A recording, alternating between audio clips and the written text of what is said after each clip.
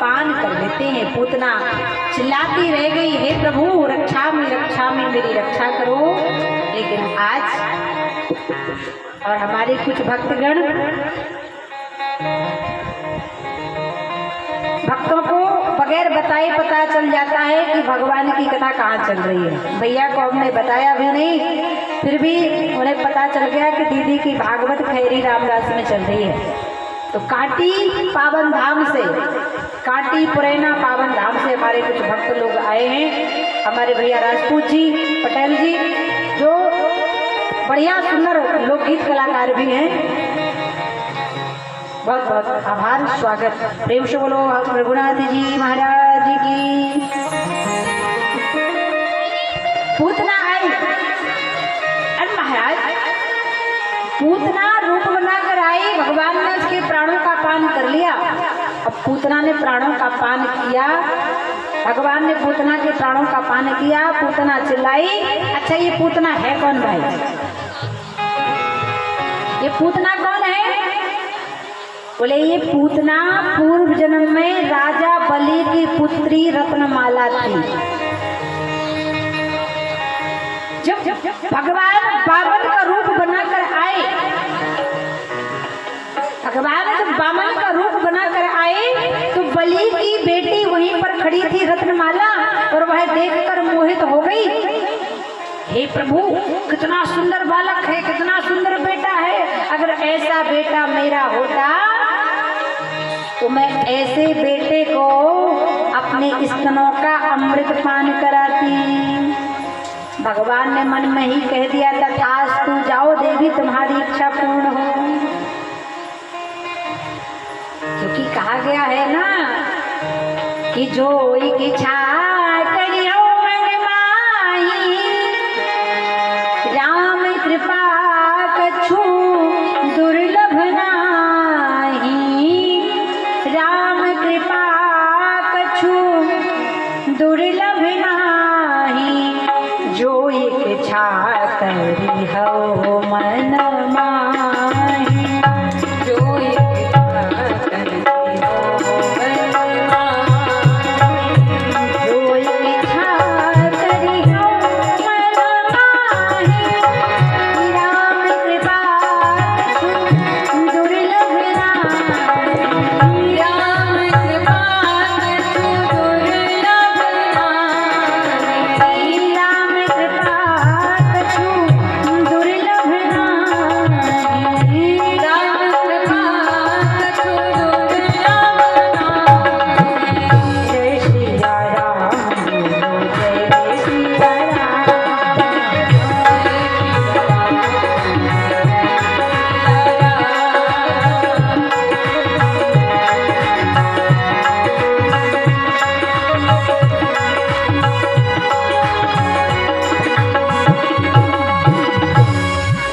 आज राजा बलि की पुत्री बनी रत्नमाला ने कहा, ऐसा बेटा मेरा होता बामन भगवान को देखकर तो ऐसे बेटे को मैं अपने स्तनों का अमृत पान कराती।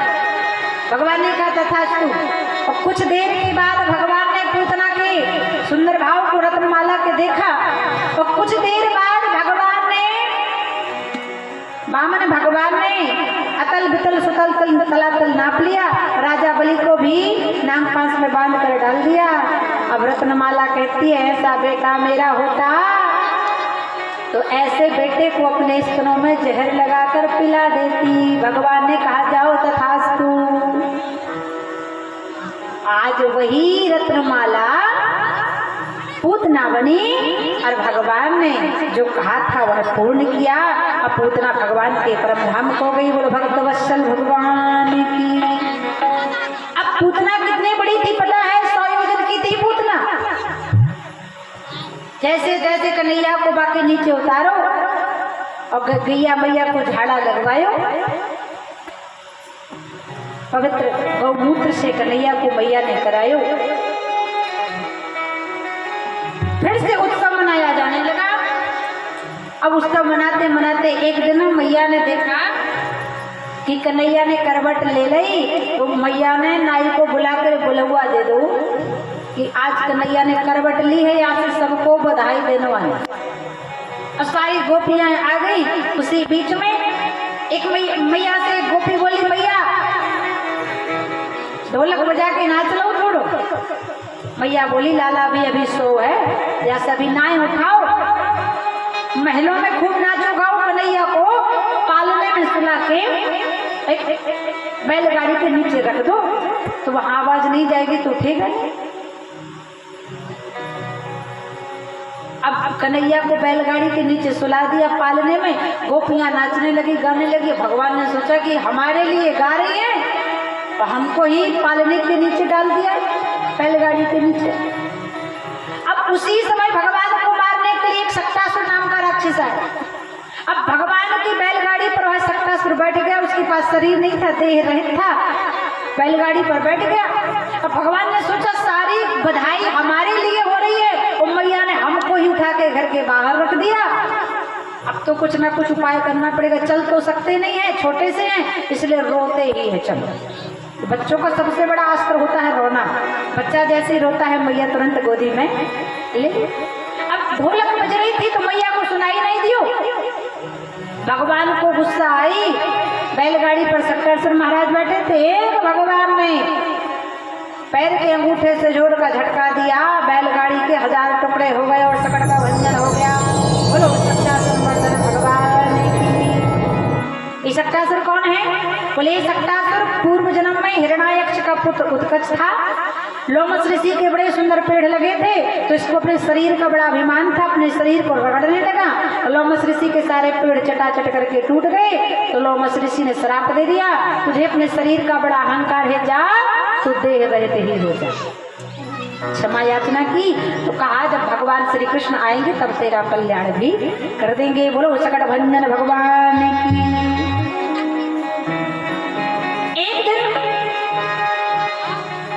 एक दिन मैया नंदरानी यशोदा बैठी थी, कन्हैया को दूध पिला रही थी और उसी समय तृणावत नाम का राक्षस आया भगवान को मारने के लिए।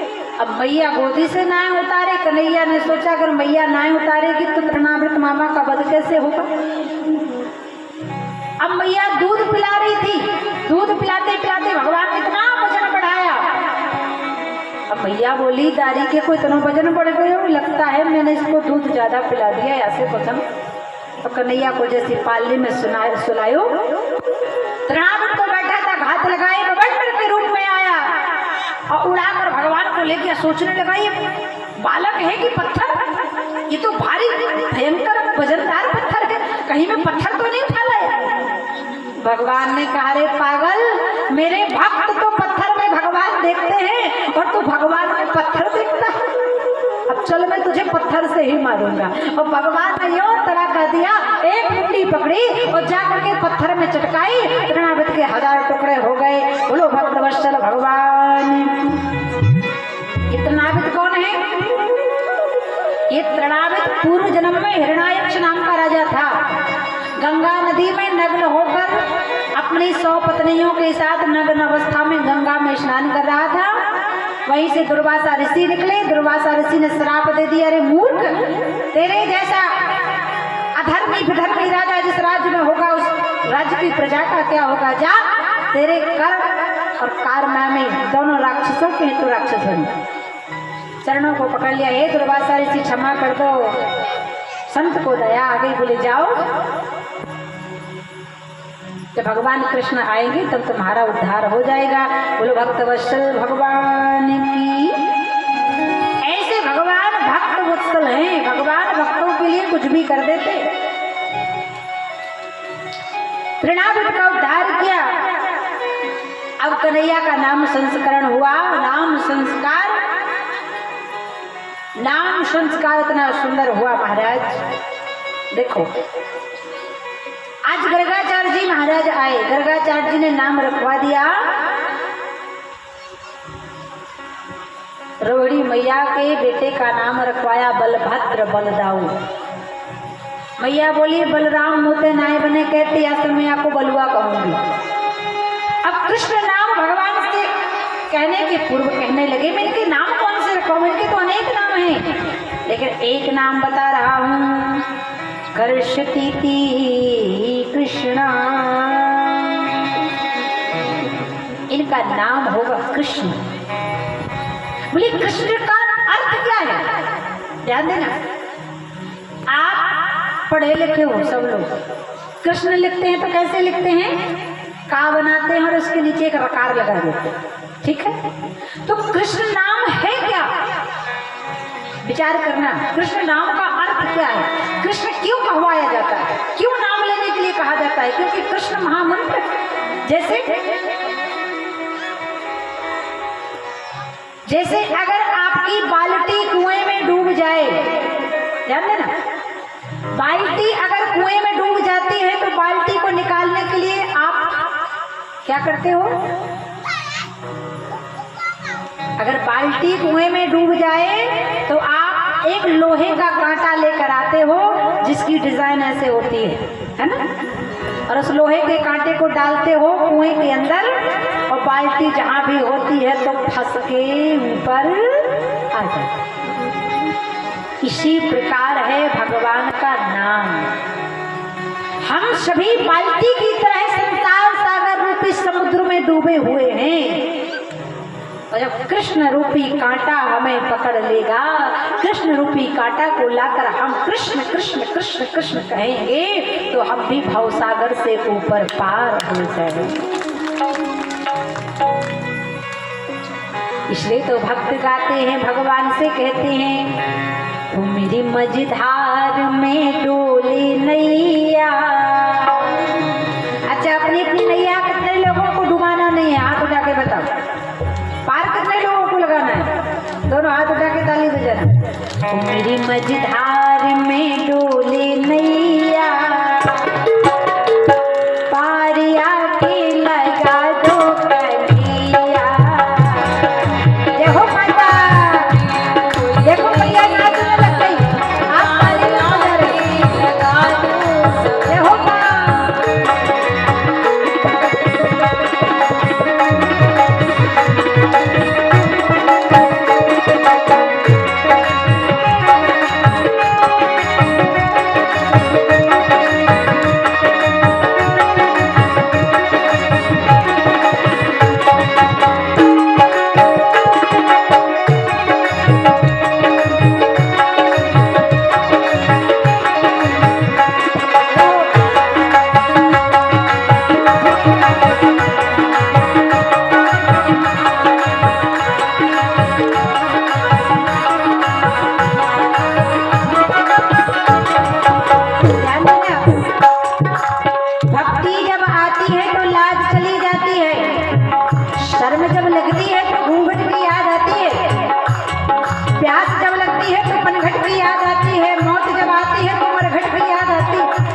जिसके पास भक्ति आती है उसको शर्म नहीं लगती।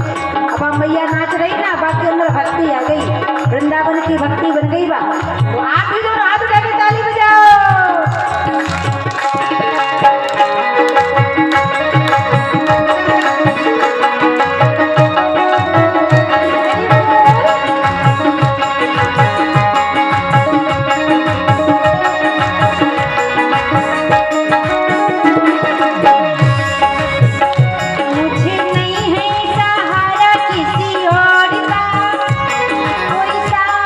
नहीं देता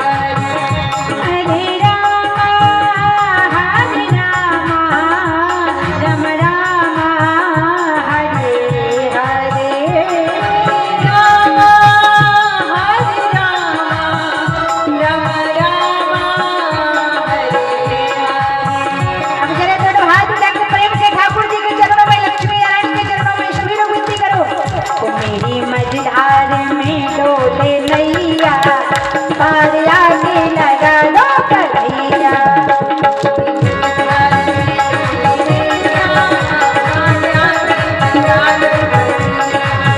पार आके लगा लो कन्हैया,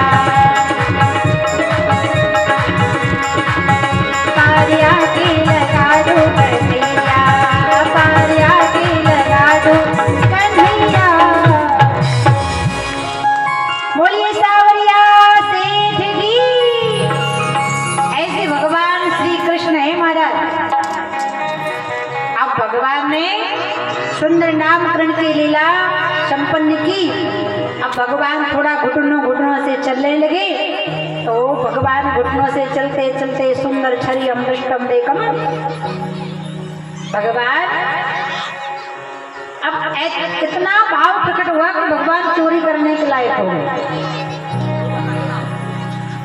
एक दिन ग्वाल वालों से कहा भैया चलो चोरी करते। अब ग्वाल वालों ने कहा कन्हैया तेरे घर में दूध दही की तो कमी नहीं, हम चोरी क्यों करें? तेरे घर में तो 9 लाख गौएं हैं, घी दूध माखन की कछु कमी ना है, तो चोरी काहे क्यों करें? भगवान ने कहा श्री दामा को देख रहे हो 1.5 पसली का हो गया है। मैं चोरी अपने लिए नहीं करने के लिए बोल रहा हूँ, मेरे घर में तो खूब दूध घी है, लेकिन सुदामा को देखो 1.5 पसली का है, बधुमंगल को देखो 1.5 पसली का है। तो कहा भैया तुम्हें दूध घी नहीं मिले? श्री दामा बोलो का बताऊं लाला, जितना दही हो गए दूध हो गए मैया सब मथुरा जाके बेच आवे, जो बचे तो मिल जाए या से 1.5 पसली के। भगवान ने कहा अब तो और चोरी करनी पड़ेगी। क्यों? क्योंकि हमारे गोकुल का दूध दही माखन मथुरा जाता है, और मथुरा में कंस अपने चाड़ूर को मुष्टक को अपने मुष्टंडों को माखन दूध खिला खिला के हष्ट पुष्ट करता है, और हम ब्रजवासी 1.5 पसली के। अब हम सारो दूध दही चोरी करके खा जाएंगे तो मैया बेचेगी का, और कंस काय को कर ले देते, इसलिए अब हम चोरी करेंगे। भगवान इसलिए चोरी नहीं किए कि भगवान के घर में कमी थी, भगवान ने इसलिए चोरी किया कि जो गोकुल का दूध दही माखन कंस ले लेता है जबरदस्ती अपने मुष्टंडों को पालने के लिए, अब वो दूध दही घी बचेगा ही नहीं तो कंस क्या लेगा। अब भगवान चोरी करने के लिए गए। एक दिन चोरी करने के लिए भगवान गए। एक गोपी बड़ी समझदार मटकी के पास एक घंटी लगा दी। भगवान गए माखन खाने के लिए, तो भगवान ने देखा कि घंटी लगी है। भगवान बोले जय हो मैया, तो अन्नदान ले आई, जय हो तेरे लाला की खूब लंबी आयु हो जाए, अन्नदान से बड़ो कछु दाम ना हो गए, अनाथन के पेट में जाए ना तो तेरो लाल 100 साल की उम्र को हो जाए। ऐसे जब कथा सुनने आओ ना तो 2-2, 5-5 किलो अन्नदान कुटिया से लेके आओ, ताकि बाल बच्चों की आयु बढ़ जाए। जय हो माँ, जय हो। अब बेचारी इतनी दूर से आई, लेकिन 5 किलो अन्न लाद के ले आए। खुश रहो माता, खुश रहो। प्रेम से बोलो अन्नपूर्णा मैया की। एक गोपी क्या भगवान चोरी करने गए तो गोपी ने घंटी लगा दी कि जब कन्हैया चोरी करने आई वो घंटी बजेगी पता चल जाएगा। अब भगवान ने देखा गोपी बड़ी समझदार रह गई, घंटी लगाए दी याने। अब भगवान गए, भगवान ने कहा गोपी बड़ी समझदार निकली। तो भगवान ने कहा घंटी सुनो, तुम बंधी हो तो बंधी रहो, लेकिन बजना मत। घंटी बोली ठीक है सरकार, नहीं बजेंगे। अब भगवान ने मधुमंगल को माखन खिलाया, श्री दामा को खिलाया, सुबल को खिलाया, प्रबल को खिलाया, सबको माखन खिलाया, लेकिन घंटी बजी नहीं। श्री दामा ने क्या करनी है, सबको खिलाई थी, अब तुम भी खा लो। और जिस प्रकार भगवान ने मटकी में हाथ डाला और भगवान ने माखन खाया कि घंटी तो टनटना कर बजने लगी। भगवान ने करे घंटी हमने मना किया था कि तुम बजना मत, तुम क्यों बज गई? घंटी बोली सरकार मेरा तो काम है कि जब ठाकुर जी भोग लगाए तो बज जाना, इसलिए मैं अपना काम कर रही हूँ। एक दिन और भगवान चोरी करने गए। एक गोपी बड़ी समझदार थी, उसने भगवान को रंगे हाथ पकड़ लिया, बोली आज तो कन्हैया पकड़ोगे या तब तेरी धुलाई करवाऊंगी, मैया से धुलाई करवाऊंगी। भगवान ने कहा देख गोपी, मैंने तेरा माखन नहीं चुरायो। गोपी ने बोला तो तेरे हाथों में तो माखन लगा है, तेरे हाथ के जो कंगन है उनमें माखन लगा है। कन्हैया ने बात बनाई। कन्हैया ने कहा गोपी, मेरे हाथ के जो सोने के कंगन है ना, ये गर्म हो गए थे, इसलिए मैंने इनको मटकी में ठंडा करने के लिए डाल दिया, मैंने माखन नहीं खाया। अच्छा, गोपी बोली कन्हैया तुम माखन तेरी जीभ पर क्यों आया? कन्हैया बोले का बताऊं गोपी, एक चींटी इतनी बदमाश, तेरी मटकी में इतनी चींटियां लगी थी, इतनी चींटी बदमाश थी महाराज कि एक चींटी गई और जाके मेरे गाल पर चढ़ गई, तो मैंने उस चींटी को ऐसे बढ़ाया, हटाया, तो कुछ माखन गाल पर लगा, कुछ माखन होंठ पर लगा। तो माखन इतनी अच्छी चीज है गोपी कि माखन की सुगंध से मैंने थोड़ा सा चाट लियो। अब मैंने चोरी तो ना करी, मैंने माखन चाटो है। गोपी बोली मैं तो समझ गई, तू मान चाहे ना माने कन्हैया, अब तो तेरी धुलाई हैगी। अब लेकर गई गोपी धावा हुआ। अब भगवान ने सोचा आज तो मैं पकड़ा गया, मैया मारेगी। और रोते हुए कन्हैया जा रहे थे, गोपी हाथ पकड़ी थी, गोपी घूंघट डाली थी। अब कन्हैया चले जा रहे थे, सामने से गोपी का देवर चला रहा था और इशारों में कहा गोपी के देवर ने कन्हैया ने बात बनाई। कन्हैया ने कहा का बताऊं भैया, तेरी भाभी मेरा ब्याह करवाने के लिए ले जाए रही, अब मुँह को भी ब्याह करवाना नहीं। गोपी के देवर ने कहा तो ब्याह तो मुझे करवाना है, मेरे हाथ पकड़ाए दे। कन्हैया ने कहा ठीक आए जा तो साइड में। अब गोपी से कन्हैया बोले गोपी मेरे हाथ ये दर्द करे है, दूसरों पकड़ ले, और बाको दूसरों हाथ पकड़ायो। और कन्हैया ने देवर को हाथ पकड़ायो। कन्हैया छूट कर गए, मैया की गोदी में बैठ के माखन रोटी खाने लगे और वृंदावन में हलचल की। अब गोपी गई बड़बड़ाने लगी, अब हाथ पकड़े देवर को, कन्हैया बैठे गोदी में। मैया बोली अरे दारी बाबरी है गई का तू, मेरो लाला तो गोद में बैठो, तू तो अपने देवर को हाथ पकड़े। गोपी बोली राम राम, तो चोरी करके और मुँह को टोपी पहना के चलो गो, बोलो माखन चोर भगवान की। देखो जो विवाह होता है ना बड़ा अटपटा होता है, विवाह करने की इच्छा सबके अंदर होती है, होती कि नहीं? एक बार एक गांव में विवाह हो रहा था, लेकिन विवाह किसका हो रहा था? हिंदुओं का नहीं। अच्छा ये बताओ आपके खैरी में मुस्लिम समाज है? बहुत सुंदर। एक बार एक गांव में मुस्लिम समाज में विवाह हो रहा था। अब जिस लड़की का विवाह हो रहा था ना उसका नाम था शकीला, और जिस लड़के के साथ हो रहा था उस लड़के का नाम था मदरुआ।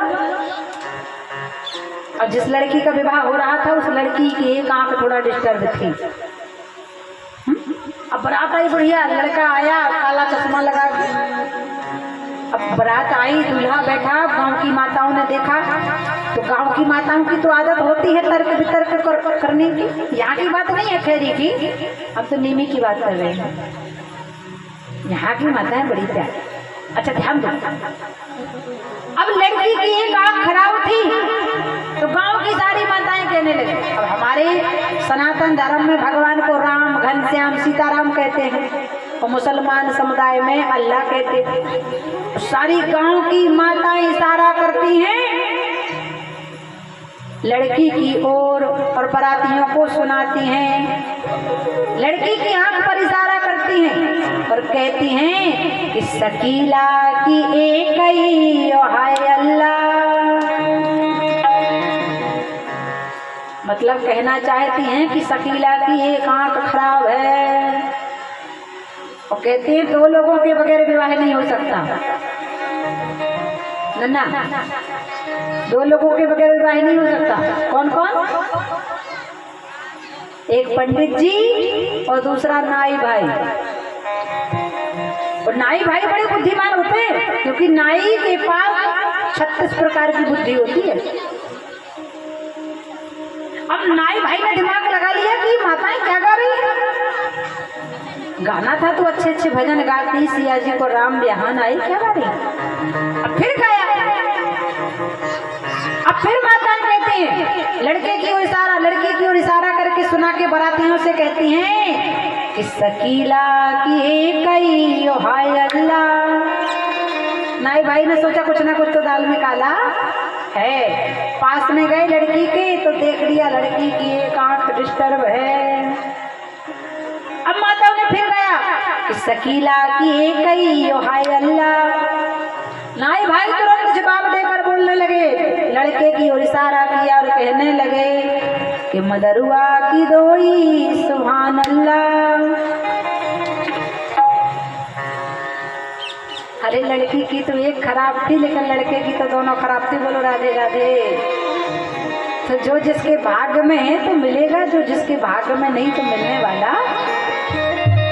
जैसे आज बुद्धेलाल कुशवाहा जी के यहाँ भागवत हो रही, तो कहीं ना कहीं इसकी एक जंजीर जुड़ी थी, क्योंकि भागवत जी की कथा की तैयारी एक दिन से नहीं होती। ये पहले से तय हो जाता है, भगवान की डायरी में लिख जाता है कि पहले विश्वनाथ कुशवाहा नन्ना की भागवत होगी, उससे फिर बुद्धेलाल जी की भागवत होगी, बुद्धेलाल जी के बाद छेदीलाल जी की भागवत होगी। मतलब ये कड़ी जुड़ी रहती है कि किसके माध्यम से, क्योंकि भागवत जी का कल्याण उससे नहीं होता जो भागवत सुनता है। जो भागवत कराता है उसका बस कल्याण नहीं होता, जो भागवत कराता है उसका तो कल्याण होता ही होता है, लेकिन साथ में जितने श्रोता आते हैं उनका भी कल्याण होता है। अगर आज 2024 में नन्ना की भागवत नहीं होती तो आज शायद बुद्धेलाल जी की भागवत नहीं होती। तो कहीं ना कहीं से परमात्मा की एक ना एक कड़ी जुड़ी है, किसके माध्यम से कब किसका कल्याण होना है ये पहले से लिखा हुआ है। बोलो वृंदावन बिहारी लाल की। कहने का तात्पर्य, आज सुंदर भाव के साथ भगवान ने चोरी लीला की, और भगवान एक दिन और गोपी के यहाँ माखन चोरी करने के लिए जाते हैं। और गोपी कि यहाँ जब भगवान माखन चोरी की लीला में जाते हैं तो भगवान मटकी को फोड़ते हैं। सारी गोपियाँ देखकर मोहित हो जाती हैं और कहती हैं, फोड़ डाली मेरी मटकी कन्हैया ने, फोड़ डाली मेरी मटकी हो, फोड़ डाली मेरी मटकी कन्हैया ने, फोड़ डाली मेरी मटकी हो।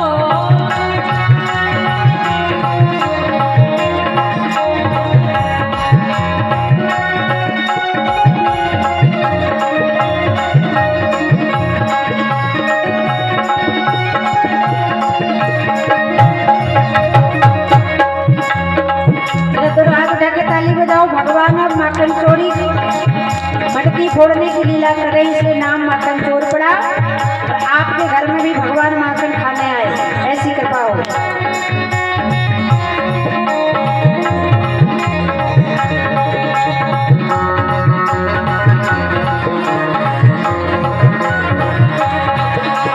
फोड़ डाली मेरी मटकी कन्हैया ने, फोड़ डाली मेरी मटकी हो।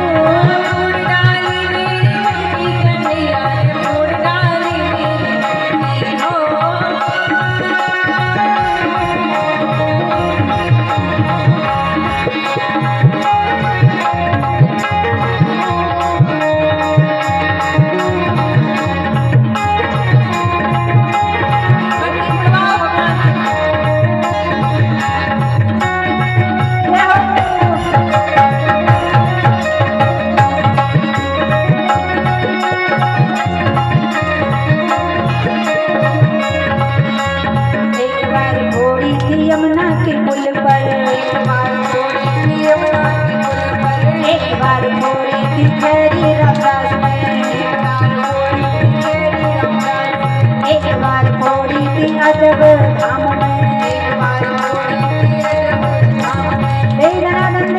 दे फोड़ डाली मेरी मटकी कन्हैया ने, फोड़ डाली हो। फोड़ डाली मेरी मटकी कन्हैया ने, फोड़ डाली हो। गोविंदा रे अपनी मटकी संभाल भिजवाला।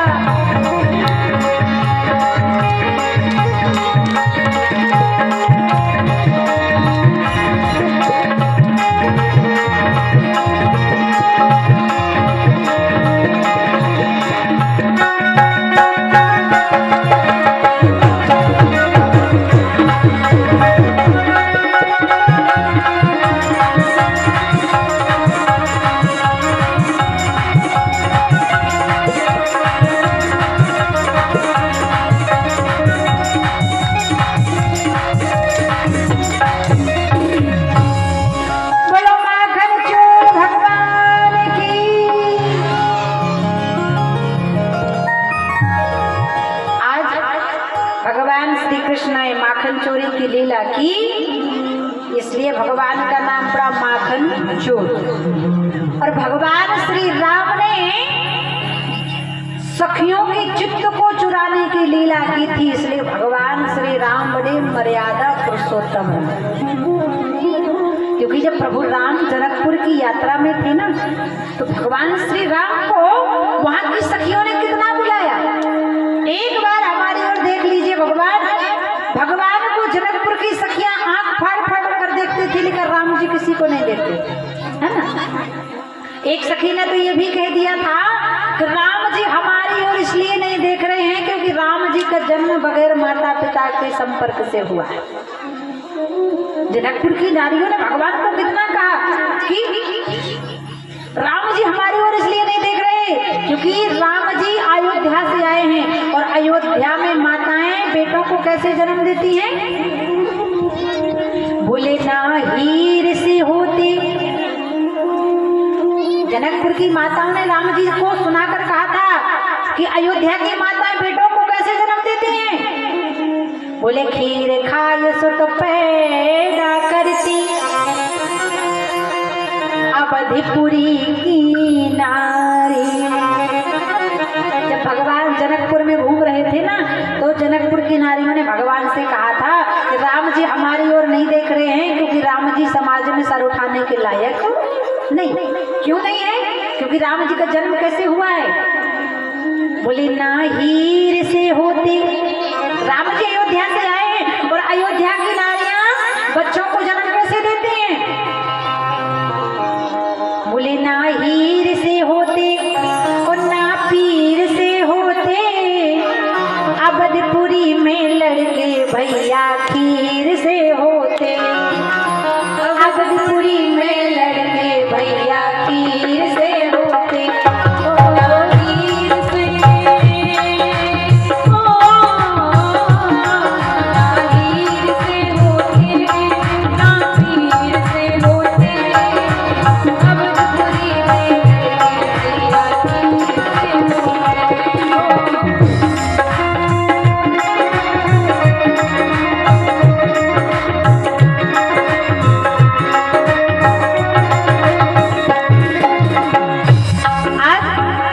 जनकपुर की नारियों ने कहा था राम जी हमारे ऊपर नजर नहीं रख रहे क्योंकि राम जी का जन्म कैसे हुआ? जनकपुर की माताओं ने कहा अयोध्या में माताएं बेटों को कैसे जन्म देती? बोली ना हीर से होते और ना पीर से होते, अवधपुरी में लड़के भैया खीर से होते। लक्ष्मण जी ने कहा भैया देखो ये हमारी माताओं को क्या बोल रही है, मैं कुछ जवाब दे दूं? राम जी ने कहा तुम्हारे पास जवाब है? बोले जवाब तो नहीं है, कृपा आप कर दोगे तो दे दूंगा। भगवान ने कहा चलो कह दो, क्या कहते हो देखते हैं हम भी। अब लक्ष्मण जी खड़े हो गए, बोले खबरदार, अगर हमारा जन्म खीर खा के हुआ है जनकपुर की माताओं तो सुनो, हमें भी पता है आपके जनकपुर में बिटिया कैसे होती है। जनकपुरी की नारियों ने कहा तो बताओ सरकार कैसे होती है जनकपुर में बिटिया? बोले खेत जोत बिटिया पैदा करती जनकपुरी की नारी। लक्ष्मण जी ने कहा हमें पता है आपके यहाँ बेटी कैसे होती है। बोले ना और से होती और न किसी छोर से होती, जनकपुरी में बिटिया धरती फोर के होती।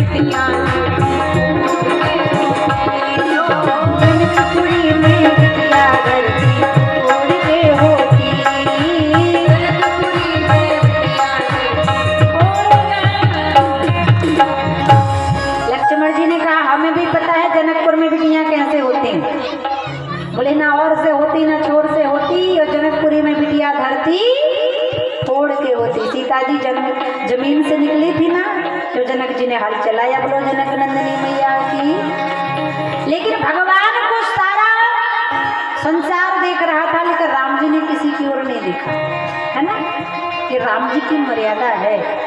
लेकिन यहाँ पे हमारे कृष्ण भगवान एक दिन मैया रानी यशोदा ने कन्हैया को दूध पिलायो, बढ़िया गोदी में लिए दुलार कर रही है।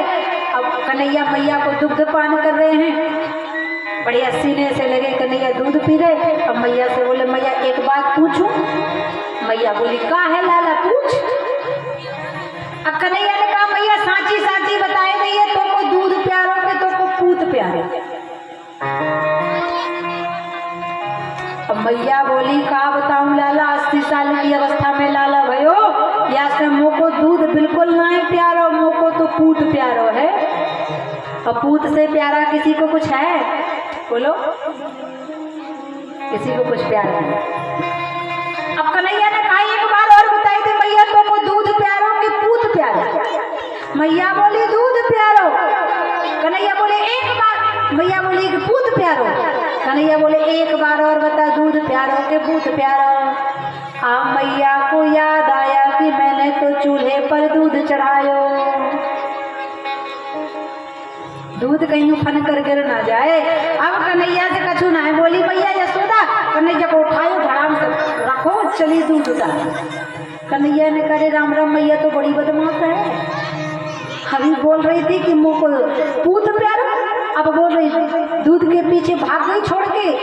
अब कन्हैया को गुस्सा आयो, जितने दूध दही माखन के बर्तन थे सब चटाचट करके तोड़ डाले। मैया जब आई तो देखा आंगन में दूध दही की नदियां बह रही। अब मैया ने लाठी उठाई, कन्हैया से बोली कि दादा जल्दी आ। कन्हैया बोले ना आओ मैया ते मारेगी। मैया बोली मारूंगी ना, तारी पूजा करूंगी लाला आजा। कन्हैया बोलो मैया तब पूजा करेगी तो लाठी काई को लिए फेंक लाठी। मैया ने लाठी फेंक दी, आवाज है कन्हैया। कन्हैया ने कहा लाठी फेंक दी तो ना मारेगी मैया। कन्हैया आए, मैया ने पकड़ो, उखल रखा था वहीं उखल पे मैया बांधने लगी भगवान को।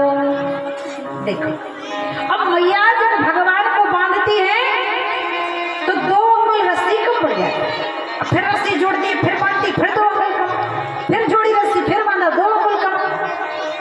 और मैया ने भगवान के पेट से रस्सी बांधी, 2 अंगुल रस्सी कम पड़ गई, हार गई, थक गई, पसीना पसीना हो गई। भगवान भी समझ गए मैया परेशान है गई, अब भगवान खुद ही बन गए। जिसे कोई नहीं बांध सकता उसे नंद रानी यशोदा ने बांध दिया। और मैया ने पेट में भगवान की रस्सी बांधी, क्योंकि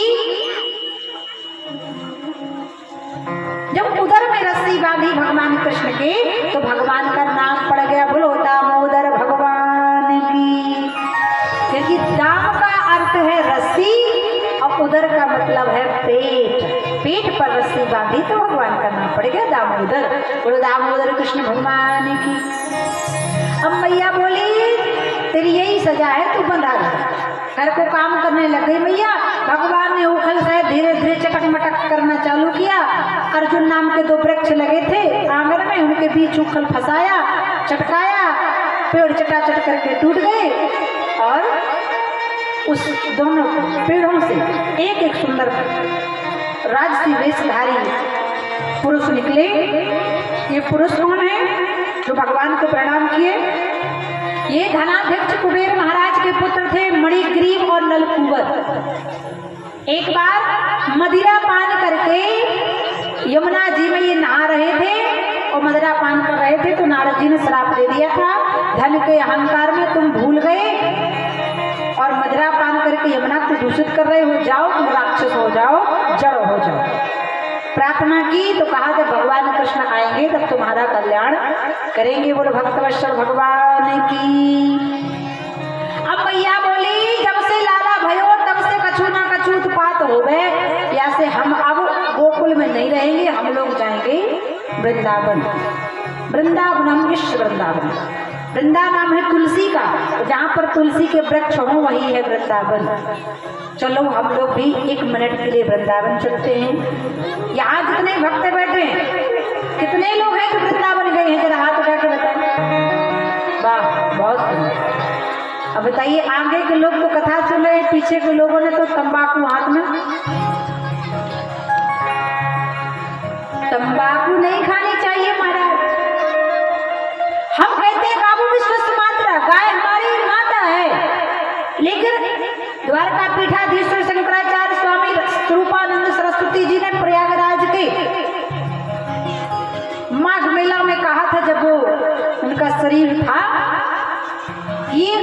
तंबाकू का पौधा कहाँ से उत्पन्न हुआ? तंबाकू का भी पौधा होता है, गांजा का पौधा होता है कि नहीं होता? बोलो, होता है। तो तंबाकू का पौधा भी होता है, लेकिन तंबाकू का पौधा का उद्गम कहाँ से हुआ? बोले जब देवासुर संग्राम चल रहा था तो इंद्र के वज्र के द्वारा कामधेनु गाय का कान कट गया था, और गाय का कान जब कटा था तो गाय के कान से एक बूंद रक्त की गिरी पृथ्वी पर, और उसी गाय के रक्त से तंबाकू का पौधा भी उत्पन्न हो गया। तो हमें तंबाकू का सेवन नहीं करना चाहिए। इसलिए आज के बाद संकल्प कीजिए पंचम दिवस की कथा में कि आज के बाद कोई तंबाकू नहीं खाए। कितने लोग हैं जो बंद करेंगे? जरा हाथ उठा के बताओ। माताएं भी हाथ उठा रही है, तुम भी खाती हो भैया वो तंबाकू? बोलो राधे। कई माताएं तो खा लेती, बोली दाढ़ में दर्द है इसलिए खा लेते हैं। अरे भैया, दाढ़ में दर्द है, डॉक्टर को दिखा ले, तंबाकू कछु ना कर पाएगी और रोग और बनाई देगी मुंह में। हाँ, यहाँ से तंबाकू ना खाने। बोलो वृंदावन बिहारी लाल की। सुंदर भाव उखल बंधन की कथा। भगवान वृंदावन गए। वृंदावन बड़ा प्यारा है, जरा 2 बार गालो, वृंदावन ही बना लो खैरी रामदास में। वृंदावन धाम अपार अपार, जपे जा राधे राधे। वृंदावन धाम अपार अपार, जपे जा राधे राधे, जपे जा राधे राधे, भजे जा राधे राधे, भजे जा राधे राधे। श्री वृंदावन धाम अपार अपार, जपे जा राधे राधे। वृंदावन धाम अपार अपार, जपे जा राधे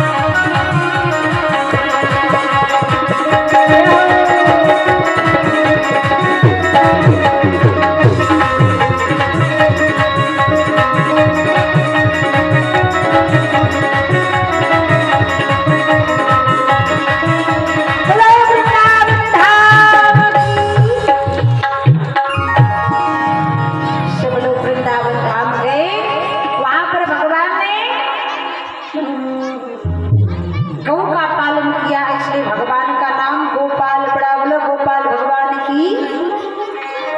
बत्सासुर मारा, बकासुर मारा, अघासुर भगवान ने इन सब का उद्धार किया। एक दिन धेनुकासुर नाम का दैत्य था, बगीचे में रहता था गधा बनकर। दाऊ जी ने उस धेनुकासुर का वध किया। मैया ने पूछा, कहा भयो लाला? कन्हैया ने कहा, मैया दाऊ ने गधा मार दिया। अब कन्हैया गुस्सा हो गए, बलदाऊ भैया गुस्सा हो गए कि ये नहीं कहा कन्हैया ने कि राक्षस मार दिया, ये बोल रहा है कि गधा मार दिया। अब हम कल तुम्हारे साथ ना जाएंगे खेलने। भगवान तो यही चाहते थे कि दाऊ खेलने ना जाएं, तो हम कल काली दह पे जाएं और कालिया को यमुना जी से ही भगा। अगर दाऊ जाएंगे तो फिर कूदने ना देंगे। और भगवान गए और आज कालिया नाम का नाथन भगवान ने किया। बोलो कालिया मर्दन भगवान कृष्ण की।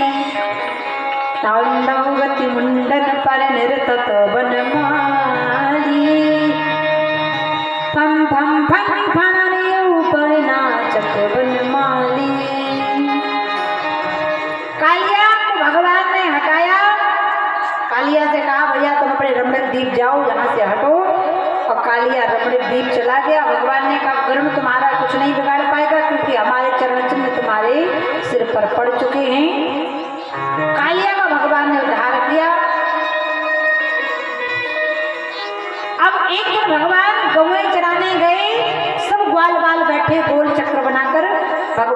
बासी कड़ी खा रहे थे मधुमंगल की। अब ब्रह्मा जी ने देखा, ब्रह्मा जी की बुद्धि चकरा गई कि ऐसे कैसा भगवान, ये कैसा भगवान है, ब्रजवासियों का जूठा खा रहा है, और जूठा खिलाना जूठा खाना महापाप होता है। तब ब्रह्मा जी ने माया रची, भगवान की परीक्षा ली। जिसने जिसने भगवान की परीक्षा ली उसका बेड़ा गर्क। अब भगवान की माया को देखकर 4 मुख वाले ब्रह्मा भी चकरा गए, तो 1 मुख वाले की गति क्या होगी। सारी गौ गायब कर दी, ग्वाल बाल गायब कर दिए। 1 साल तक ब्रह्मा जी ने गायब किए, और 1 साल तक भगवान उतनी ही गौएं, उतने ही ग्वाले, उतने ही जूता, उतने ही चप्पल, उतनी ही बांसुरी, उतने ही कपड़े बनकर भगवान 1 साल तक रहे। मानो भगवान ने ये बताया है कि इस पृथ्वी में सब कुछ भगवान में है। देख 1 साल तक बछड़े भगवान बने रहे, गौएं बने रहे, ग्वाल बाल बने रहे। अब ग्वाल बाल बस थोड़ी बने रहे, ग्वाल बाल जो कपड़े पहने थे वो भी तो भगवान बने रहे। ग्वाल बाल जो जूता चप्पल पहने थे वो भी तो भगवान बने रहे। ग्वाल बाल जो बांसुरी बांध कर रखे थे वो बांसुरी भी तो बने रहे। क्यों? क्योंकि अगर बगैर जूता चप्पल के जाते तो मैया डांटती नहीं, कहाँ जूता फेंका है, कहाँ चप्पल फेंका है। तो मानो सारा जगत ही कृष्ण है, कृष्ण ही जगत है। 1 साल तक ब्रह्मा जी जब लौटे तो देखा उतने ही ग्वाला, उतने ही ग्वाल, वैसे ही भगवान। ब्रह्मा जी की बुद्धि चकरा गई, क्षमा मांगने लगे। बोले हे सरकार, सुख तो ब्रज भूमि में रहने में है, ब्रह्मा का पद किसी और को दे दो, हमें ग्वाला बने। ब्रह्मा जी का मोह भंग हुआ। आज ग्वाला आए मैया से, बोले मैया कन्हैया ने घासुर मार दियो। अब 1 साल की बात अभी बता रहे, क्योंकि ब्रह्मलोक में 1 वर्ष 1 क्षण के भांति बीता। बोलो ब्रह्मदेव भगवान की। सुंदर आज भगवान की कथा को श्रवण कराया। श्री सुखदेव जी राजा परीक्षित से कहते, तिमंगल्ये शुरमापि। तिमिंगल नाम का जो मगरमच्छ होता है ना, जो तिमी नाम की मछली को खाता है, वैसे ही भगवान की कथा हम पापियों के पाप को खा जाती है। क्योंकि संसार में ऐसा कोई जीव नहीं है जिसने पाप ना किया। अच्छा ध्यान देना, पहले के जमाने में एक माँ बाप भी पाप किया करते थे। वो पाप कौन सा? प्रत्येक माँ बाप करते थे। जो माँ बाप अपने बच्चों को पढ़ाते लिखाते नहीं थे, उनसे बड़ा पापी कोई नहीं। जो माता पिता अपने बच्चों को शैक्षणिक योग्यता के अनुसार पढ़ाई नहीं करवाते, वो माता पिता दुष्ट हैं, पापी हैं। पहले के माँ बाप बेटियों को नहीं पढ़ाते थे, कहते अरे ये तो पराए घर की है, इसको ससुराल जाना है, चूल्हा चौका करेगी, क्या करेंगे पढ़ा लिखा। जब पढ़ाई लिखाई नहीं थी ज्यादा, तो ये मेरी माताओं बहनों के अंदर बुद्धि भी विकसित नहीं थी। पहले के जमाने में पढ़ाते लिखाते नहीं थे तो बुद्धि नहीं रहती थी। बुद्धि नहीं रहती थी तो पति से झगड़ा हुआ, सास ससुर से झगड़ा हुआ, तो कुछ माताएं तो कह देती थी मैं मई चली जाऊंगी, तुम देखते रही हो, और लड़के बच्चे छोड़ जाऊंगी तो रोटी थोपते रही हो। और कुछ नहीं बोल पाती थी तो जाती थी वो कुएं में जाके कूद के मर जाती। लेकिन thanks for MP chief minister doctor Mohan Yadav ji, जिन्होंने कुआं खुदवाना बंद कर दिया, हैंड पंप लगवाना चालू कर दिया। हैंड पंप पे थोड़ी लटक जाओगी, बोलो राजे। तो वो माँ बाप भी पापी हैं जो अपने बच्चों को पढ़ाते लिखाते। क्योंकि आपने सुना होगा जितने अपराध हो रहे कन्याओं के साथ, बेटी को पढ़ाते लिखाते नहीं थे तो उनकी हत्याएं भी हो जाती थी। क्योंकि आपने सुना होगा कि फलाने गांव में सिलेंडर फट गया और बहू मर गई, फलाने गांव में स्टोव फट गया बहू मर गई, फलाने गांव में फ्रिज फट गया बहू मर गई। बंद करो, बड़ी चल रही।